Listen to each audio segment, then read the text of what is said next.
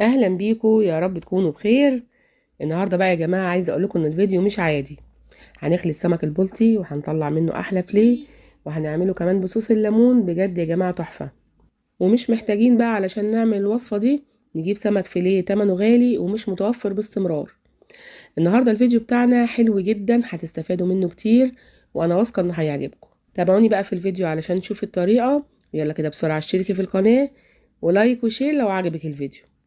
شايفين بقى الجمال والحلاوة؟ بصوا السمك كده شكله مغري جدا ويفتح النفس، وطريقته سهلة وبسيطة واقتصادية، وعملناه من السمك البلطي اللي بنجيبه دايما باستمرار وسعره كويس.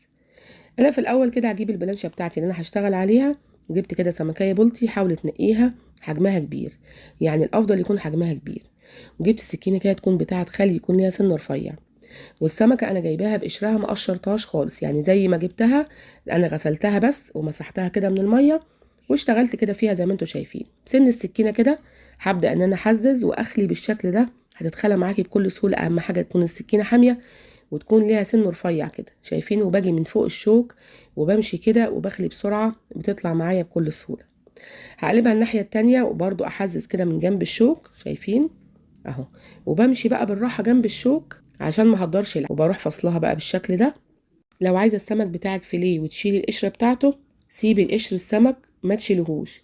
لكن لو عايزاه فيليه عادي وتكون القشرة بتاعته موجودة، خلاص يبقى شيلي قشر السمك الأول. ودلوقتي بقى هبتدي أفصلها كده. أنا برفع كده الزعنفة دي، وببدأ إن أنا بسن السكينة كده بروح قطعها بالشكل ده. اتقطعت معايا، باجي بقى على الشوك اللي فوق البطن ده، أنا مش عايزاه خالص. أنا عايزة السمك بتاعي يكون فيليه مفهوش ولا شوكة. بروح بقى من فوق الشوك بروح خليها بالشكل ده. شايفين؟ ما بيطلعش معايا غير الشوك بس. حلو قوي كده. يبقى انا كده خليت السمكية، والجزء ده يا جماعة احنا مش هنرميه، هقول لكم هعمل فيه ايه. باجي بقى كده، في ناس ما بتحبش طبعا الجلد اللي بيبقى تحت عشان يبقى السمك فيليه لونه ابيض وزي الفل. شايفين بقى؟ انا بخليها بكل سهولة. باجي كده عند الديل وبالسكينة وبمشي بيها كده. اهو بصوا بقى، شايفين؟ اتفصلت معايا بكل سهولة اهو. حلو قوي كده. هجيب برضو الناحية التانية، الجزء التاني، واجيب كده من عند الديل وببدأ ان انا افصلها وبمشي بقى بالسكينة اهو. بسن السكينة بمشي كده، بنيمها ما بوقفهاش، وببدأ ان انا افصل بالشكل ده. اهي اتفصلت معايا بكل سهولة. اهم حاجة تكون السكينة حامية. حلو قوي كده. شايفين السمك الفيليه طلع مفهوش ولا شوكة. حلو قوي كده. هعمل بقى الكمية اللي معايا. انا تقريبا معايا 3 سمكات، هعملهم بالشكل ده. دلوقتي بقى هنبتدي نشوف الطريقة اللي احنا هنعمل بيها السمك.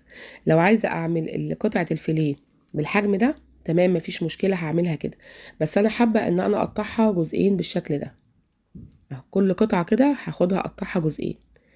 هعمل الكمية اللي معايا كلها، هقطع كل قطعة جزئين بالشكل ده. طبعا انا غسلته وعصرت عليه ليمون، ودلوقتي هبتدي ان انا اشتغل فيه غسلة بسيطة كده. لان انا شايلة طبعا، هو سمك فيليه، شايلة القشر بتاعه وشايلة الجلدة بتاعته، نضيف جدا. فغسلة بسيطة بس تحت المية، ما تحاوليش تهريه تحت المية. وعصرت عليه ليمونة، ودلوقتي هبتدي ان انا اتبله. جبت البولة بتاعتي وحطيت فيها معلقة واحدة من زيت الزيتون، وحطيت كمان عصير ليمونة. عصير الليمونة ده مهم جدا عشان بيدي طعم حلو كده للسمك. عصرت كده الليمونة كلها.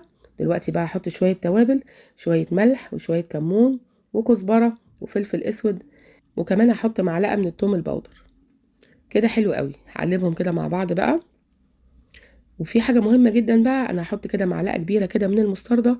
دي بتودي يا جماعة الاسماك في حتة تانية خالص. كل المأكولات البحرية استخدمي معاها مستردة، بتبقى حلو جدا. انا هنا زودت نص ليمونة، حسيت ان الليمون قليل فحطيت نص ليمونة. جبت بقى السمك بتاعي اللي انا خليته وقطعته بالشكل ده. هبتدي ان انا اتبله. هنزل كده قطعتين بقطعتين عشان يتبل كويس اهو. حطيت السمك بتاعي كله كده، وهبتدي بقى ان انا اقلبه في التتبيله، وهسيبه حوالي 10 دقايق كده. في الوقت ده بقى انا بحضر الطاسه بتاعتي كده وبسخنها على النار كويس جدا.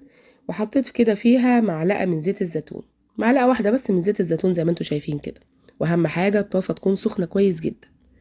حطيت كده معلقه زيت الزيتون، وابتدأت كده ان انا اقلبها في الطاسه كلها. وهبتدي كده اجيب السمك بتاعي اللي انا تبلته، وهحطه كده في الطاسه، اديله تشويحه كده بسيطه. حطيت كده بقى السمك والطاسه سخنه جدا علشان ما يتهريش معايا وعشان ما ينزلش ميته. اهم حاجه الطاسه تكون سخنه.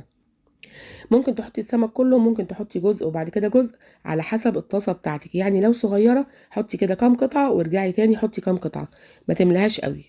انا حطيت كده جزء من السمك. وعايزه اقول لكم بقى ان المقطع اللي جاي ده اتمسح وانا زعلانه عليه جدا.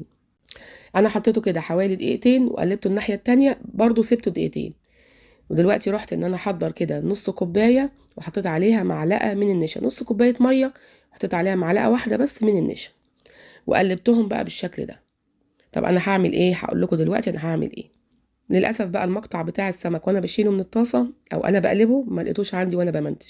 مش عارفه بقى هل الكاميرا فصلت ولا هل المقطع ده اتحذف. انا خلاص شلت السمك، قلبته على الناحيتين دقيقتين كده ودقيقتين كده، والطاسه هي مطرح السمك. ابتدات اجيب معلقه من الثوم ومعلقه من الهريسه الحمراء مع معلقه زيت، برضو معلقه زيت زيتون، وابتدات اشوحهم. ومش عايزه اقول لكم بقى في الوقت ده الريحه كانت عامله ازاي. يعني انا شوحت السمك وشلته حطيته في طبق، ما تشوحوش فتره كبيره عشان ما يتهرش منك. يعني دقيقتين كده ودقيقتين كده، ومطرحه على طول في الطاسه كده من غير ما اغسلها معلقه توم على معلقه هريسه مع معلقه زيت زيتون. دلوقتي ضفت كده عصير ليمونه او عصير ليمونتين على حسب ما بتحبي، ونزلت بكوبايه نص كوبايه الميه على النشا. ابتدى يربط معايا ويبقى تخين بالشكل ده، بس لقيته تخن شويه، زودت 3 معالق من الميه. حلو قوي كده، شايفين القوام بتاعه حلو جدا. وضفت كده كام طرنشه من الليمون عشان ده السمك ده بتاعنا بصوص الليمون. هبتدي بقى احط السمك بتاعي اللي انا اديته تشويحه على الجنبين دقيقتين كده ودقيقتين كده وطلعته. ودلوقتي بقى هبتدي ان انا احطه في الصوص اللي انا عملته. عايزه اقول لكم يا جماعه السمك ده في حته تانية خالص. يعني لو ولادك مش بياكلوا السمك اعملي لهم بالطريقه دي، هيحبوه جدا وهيقولوا لك يا ماما اعمله لنا على طول بالطريقه دي. وشويه شبت كده بقى انا قطعتهم شبت وكزبره. عايزه تحطي بقى وتفحفحي الريحه حطي بقى شبت وكزبره شويه كده، حطيتهم على السمك. وابتدات يعني ما تحاوليش تقلبيه كتير، انا بجيب الصوص كده واحطه فوقيه اهو. شايفين بقى تاكلي احلى طريقه للسمك دي بتاعه المطاعم يا جماعه. المطاعم الكبيره بتاعه الاسماك بتقدمها لك بالطريقه دي بس ما بتكونش حلوه قوي كده. جربيها وانا واثقه انها هتعجبك. شايفين بقى الحلاوه والجمال بجد شكله يفتح النفس. ممكن تحطي بقى قطعتين للولاد كده مع شويه رز ياكلوهم تحفه جدا. ممكن لو انت عامله دايت الطريقه دي حلوه جدا، تاخدي كده قطعتين من السمك وتاكليهم. بجد شهي جدا ومغذي ويفتح النفس واقتصادي. يعني الطريقه دي يا جماعه اقتصاديه جدا. السمك البلطي في متناول ايد الجميع، يقدر اي حد يجيبه، سعره كويس جدا غير الاسماك التانية اللي بتتعمل فيليه بتبقى غاليه قوي. شايفين بقى شكله تحفه وطعمه وريحته مفيش بعد كده. بالنسبه كده لهياكل السمك انا مش برميها خالص، انا كان معايا سمكتين تانيين حطيت كده معاهم الهياكل في صينيه في الفرن زي اللي امهاتنا كانت بتعملها لنا زمان كده بالطماطم كده والتقليه، ودخلتها الفرن كانت تحفه جدا. احنا يا جماعه مش بنرمي حاجه، كل حاجه بنستخدمها. انا بتمنى تكون وصفتنا النهارده عجبتكم، ولو عجبتكم بقى ما تنسونيش في اللايك والشير والسبسكرايب للقناه. ويا ريت تتابعوني على صفحتي على الفيسبوك بنفس اسم القناه مطبخ مرمور.